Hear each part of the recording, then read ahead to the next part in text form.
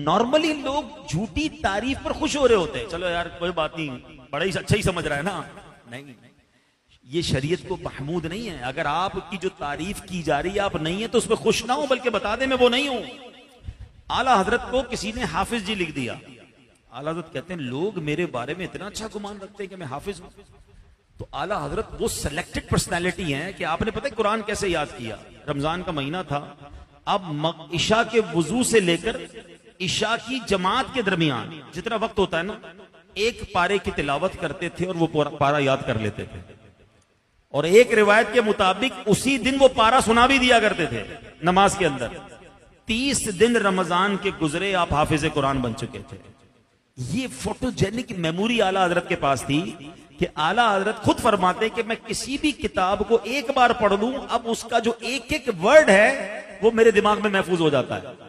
एक बार एक शख्सियत बुजुर्ग आए आपके पास, उनके पास एक बड़ी नायाब किताब थी। आला हजरत ने कहा कि मुझे किताब पढ़ने के लिए दे दें। उनको कहीं सफर पे जाना था। कहा हजरत कल तो मेरी रवानगी है, इतनी मोटी किताब थी। कहा बस एक रात के लिए दे दें। एक रात के बाद जब सुबह उनके जाने का वक्त, आला हजरत ने किताब वापस दे दी। कहा हजरत एक रात में पढ़ ली, फिर आपको कैसे याद रहेगी? कहा अब इस किताब की एक एक सतर और एक एक लफ्ज मेरे जहन में महफूज रहेगा। यानी एक बार, यानी हम कहते हैं स्कैनिंग मशीन, आज के दौर में क्या है स्कैन करना।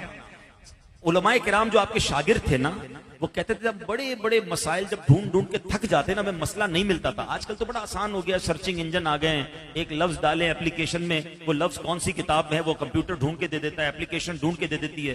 पहले तो उलमा एक एक मसले को ढूंढने के लिए 100 किताबें खोलते थे, पढ़ते थे। ये जो बुजुर्ग बैठे थे इनसे पूछे, पहले फतवा पूछने जाते थे दारुल इफ्ता, तो 2-2 महीने बाद जवाब मिलता था कि भाई हमें पढ़नी पड़ेंगी किताबें। अब तो मुफ्ती साहब भी उधर बैठे बैठे सर्च मारते हैं तो फतवा प्रिंट होकर आ जाता है सामने, आसानी हो गई, मगर वो भी तो वक्त था ना।